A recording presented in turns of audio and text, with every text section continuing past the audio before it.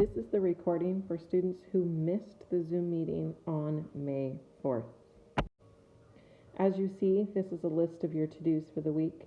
This week we're going to be doing an investigation on desmos.com. I've included the link. Please make sure you sign in with your Google account so it saves your work as you go. You should plan on this taking you about an hour or so to complete. During the presentation on Desmos, you will have two parts of WAMAP. One happens halfway through the presentation, the other happens at the end. Your goal for next Monday is to have the Desmos complete, as well as the WAMAP Lesson 6, Part 1 and Part 2. One thing you will need as you're working through the Desmos activity is to be able to use a calculator.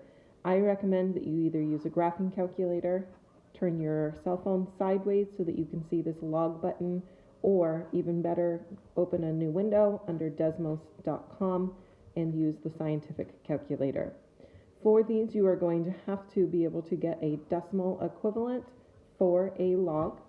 In your calculator, it stores two bases for us, either common log, which is base 10, or natural log, which is base E. E is a non-terminating number similar to pi. To be able to calculate something that is not in base 10, you need to use the change of base formula. The change of base formula says log base A of B turns into log base X of B, which is the old number, divided by log base X of A. Notice those are both in the same base. I recommend that you put those in base 10. So for example, if you want to find the decimal equivalent of log base 8 of 100, this would be log of 100 divided by log of 8. When you type that in your calculator, you should get approximately 2.215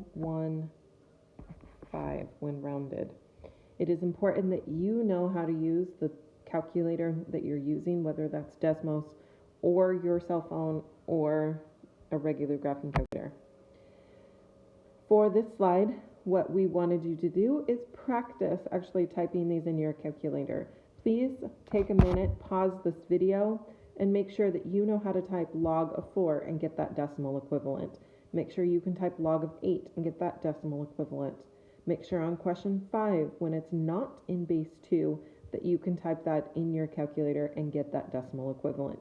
It is imperative that you know how to use your calculator, whatever method that is you're using, in order to be successful on Desmos.